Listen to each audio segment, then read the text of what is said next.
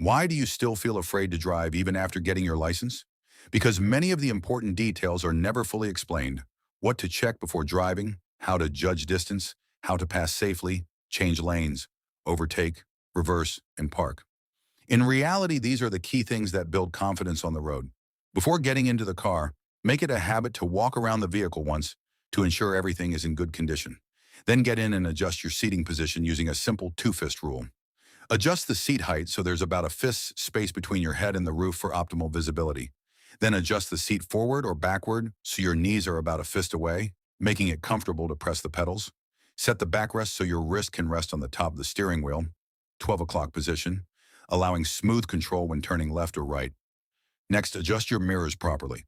Set the left side mirror so the front door handle appears at the lower left corner and the right mirror at the lower right corner. This helps minimize blind spots.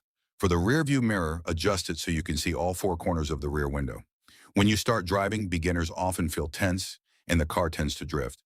The key is not to grip the steering wheel too tightly. Imagine your body is positioned in the center of the road. Your car will naturally follow. If the car starts to drift, just make small, gentle corrections. When stopping behind another vehicle and you're unsure of the distance, use the hood as a reference. When the front edge of your hood aligns with the top edge of the rear bumper of the car ahead, the distance is just right. When reversing, watch the backup camera. When the red line touches the base of an object, stop immediately, as you're about 30 centimeters away. When passing on a narrow road, use visual references. On the left side, watch the angle formed by the A-pillar. If it's not higher than the other car's headlights, it's safe to pass. On the right side, if the obstacle stays outside the pivot point of your wiper arm, you're also clear. When changing lanes, check the car behind in your mirror. If it stays in the same position or its size doesn't change, you can gently accelerate and move over. But if it's approaching quickly, do not change lanes. When overtaking, make sure the car ahead isn't signaling or showing signs of changing lanes. If it's safe, accelerate and pass decisively.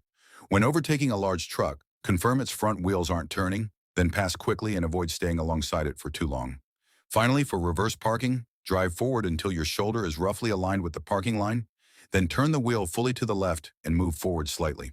Watch the right mirror until you see the right corner of the parking space, then turn the wheel fully to the right, shift into reverse, and start backing in.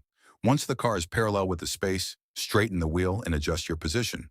By understanding this full flow, you won't just be able to drive, you'll be able to do it calmly, safely, and confidently in different situations.